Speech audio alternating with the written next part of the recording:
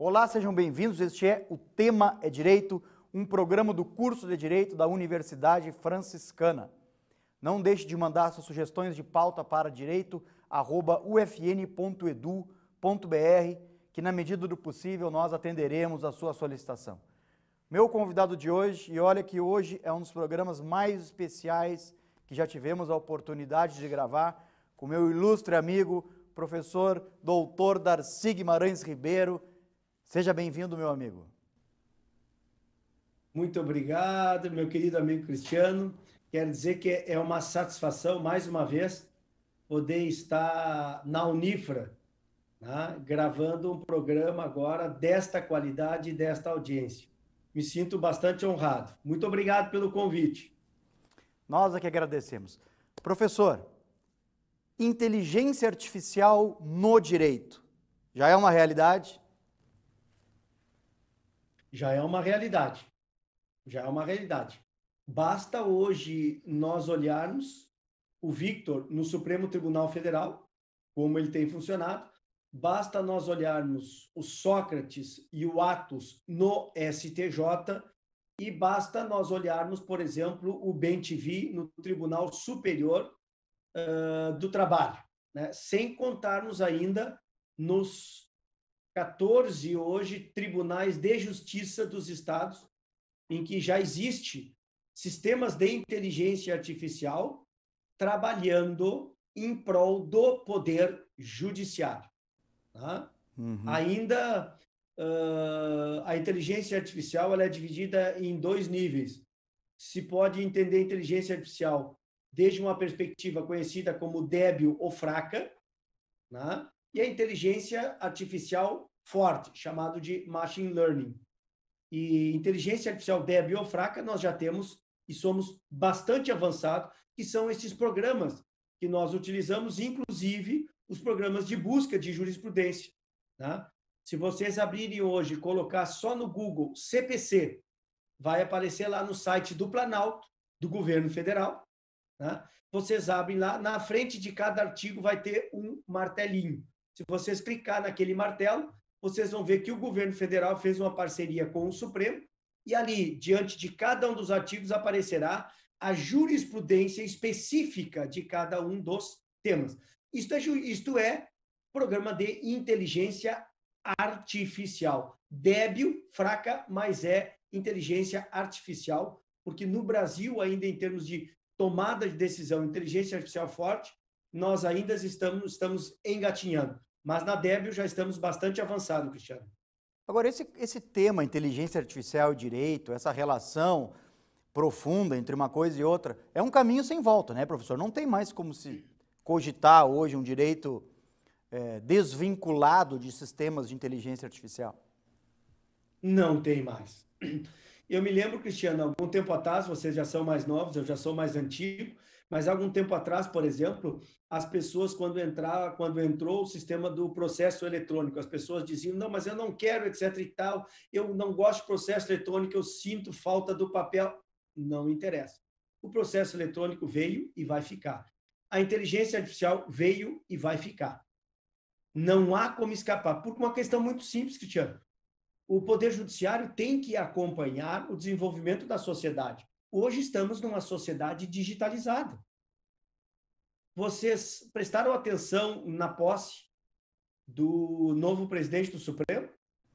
O Fux já estabeleceu como uma das metas da sua gestão uma justiça digitalizada. Ele quer largar o Supremo Tribunal Federal, e ele vai ter este prazo dentro do qual ele será presidente, e ele vai digitalizar, ele vai colocar inteligência artificial em toda a justiça. É uma das metas mais importantes dele, é a justiça digital. Porque a justiça digital ela é mais célere, ela é mais rápida e ela sai muito mais barata. Então, é meta agora do Supremo digitalizar o sistema brasileiro. Então, as audiências que hoje... E vejam que isto foi potencializado, Cristiano, pela pandemia. Pela pandemia. Se discute, estamos fazendo audiências digitais, a videoconferência, é uma realidade. Não há como escapar disso aí. Julgamentos virtuais, não há como escapar disso aí. O próprio Supremo já determinou, né, com o Toffoli, que os trabalhos no Supremo Tribunal Federal serão realizados de forma remota pelos funcionários até 31 de janeiro de 2022. Até janeiro, final de janeiro do ano que vem, trabalho remoto. Audiências, julgamentos virtuais por videoconferência. Por videoconferência. Isto é um caminho sem volta, Cristiano. Claro que hoje é obrigatório. Em que sentido? Há audiências, por exemplo, audiência de família, que não se pode realizar de maneira presencial em virtude da pandemia. E quando a pandemia terminar, ou ficar rarefeito seus efeitos, eu não tenho dúvida que deverá ser dada a oportunidade para o advogado realizar a audiência ou julgamento nos tribunais de forma presencial ou virtual. Nós tivemos reunião do conselho aqui da seccional do OAB sexta-feira, e se bateu muito forte nesta tecla, Cristiano, dizendo, olha, não podemos aceitar audiências virtuais, não podemos aceitar julgamentos virtuais. Eu digo o seguinte, não depende de nós. O Poder Judiciário vai virtualizar. E a videoconferência veio para ficar. O que ocorre é que nós temos que nos adaptar, melhor, ela tem que se adaptar às prerrogativas e aos direitos fundamentais. Então, muitos conselheiros diziam não, e outros conselheiros, ao contrário, Cristiano, defendiam a videoconferência, a virtualização, porque entendiam eles que agora eles se sentiam capazes de fazer uma sustentação oral no julgamento do tribunal sem precisar vir à capital. Teve colega que disse o seguinte, olha, os advogados aqui estão faceiros, porque antes não faziam sustentação orais nos seus processos, agora estão fazendo. Então, realmente vejam que aí, a questão é polêmica. esse é um facilitador. Agora, a reboque disso que a gente está... Eu no STJ, sem querer te interromper, por exemplo, algum tempo atrás fiz uma sustentação oral num recurso especial no STJ, e vou te dizer o seguinte, aqui no Tribunal de Justiça funciona maravilhosamente. No STJ funcionou maravilhosamente, Cristiano. Sim. E vou te dizer, para mim foi melhor, sabe por quê? Porque enquanto estava fazendo a sustentação oral na tela, estavam todos os ministros, eles anotavam e eles me perguntavam. E eles dialogavam comigo. Às vezes no presencial isso não ocorre. Isso não ocorre. E eles estavam dialogando comigo. Doutor, como é que o senhor explica isso aqui? Coisa que no presencial eu jamais vi. Mas por videoconferência, então eu tive uma experiência muito boa. Muito boa. Em sendo possível, não vou onerar o meu cliente, a não ser que ele tenha condições econômicas suficientemente boas para que eu possa ir a Brasília, faça gasto com alimentação, com despesa, com hotel, etc. e tal. Do contrário, posso fazer isso do meu escritório sem nenhum prejuízo para o meu cliente, sem nenhum prejuízo para o meu cliente.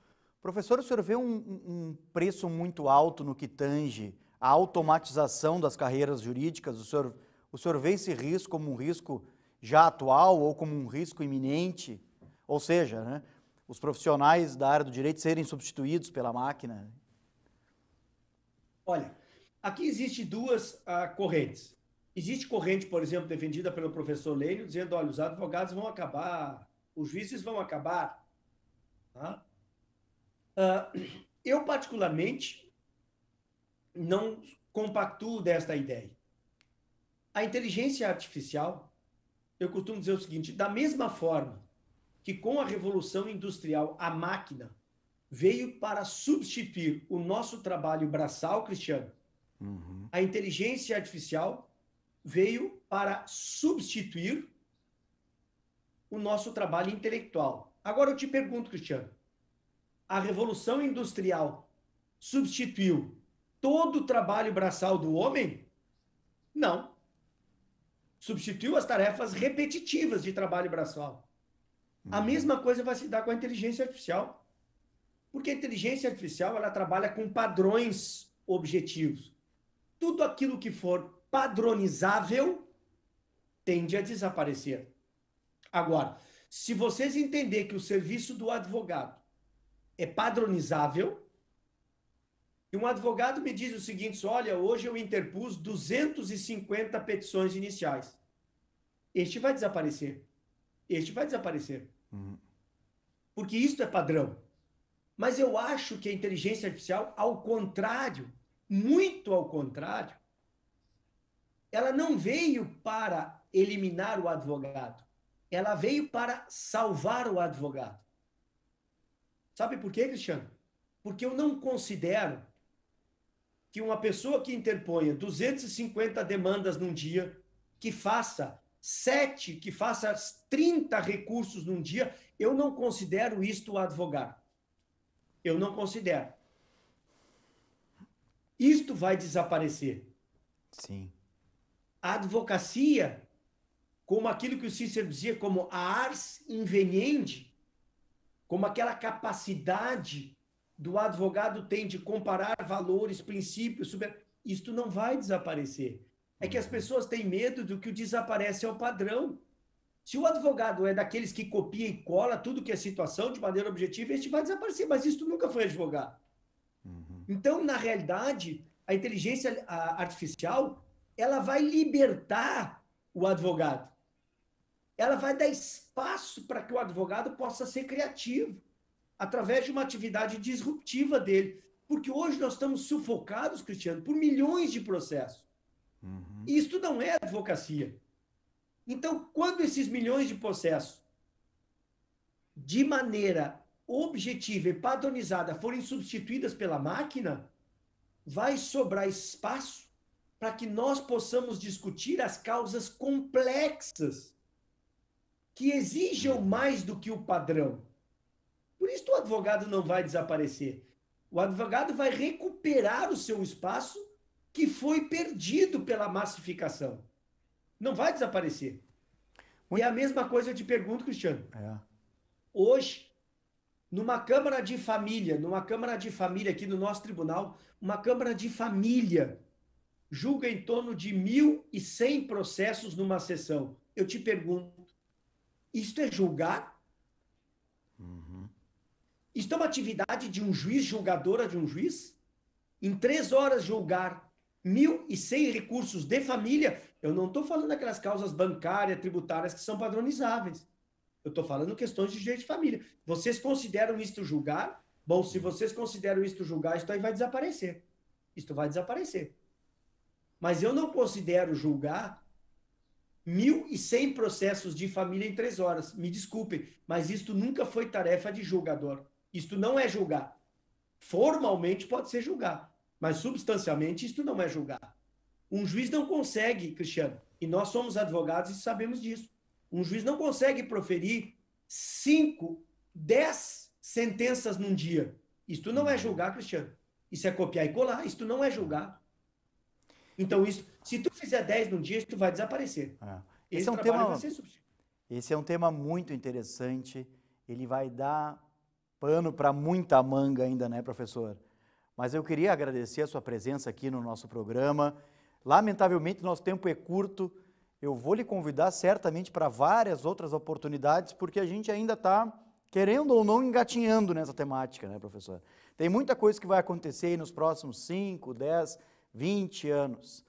Então, fica aqui o agradecimento do estúdio, da Universidade Franciscana, contando com a sua participação aqui no nosso programa. E na oportunidade, já lhe desejo um grande abraço, na esperança que o senhor esteja muito bem aí. Muito obrigado pela atenção, Cristiano, e a todos os teus ouvintes. Dizer que foi uma satisfação poder refletir sobre esses temas, porque sobre isto, obviamente, como quase todas as questões em matéria de direito, não há verdades. Isso é questão da ciência exata. Não existe verdade, erro, verdade. São reflexões que nós temos que fazer e para as quais nós temos que estar disposto a enfrentar. Te parabenizo pelo programa e por poder levar aos teus ouvintes essas reflexões. Muito obrigado e me coloco à tua disposição, meu amigo. Nós é que agradecemos. Conversei hoje com o professor doutor Darcy Guimarães Ribeiro, uma referência hoje no tema da inteligência artificial no Brasil. Agradeço a você pela audiência e fique ligado nos próximos programas da TV da Universidade Franciscana. Até a próxima!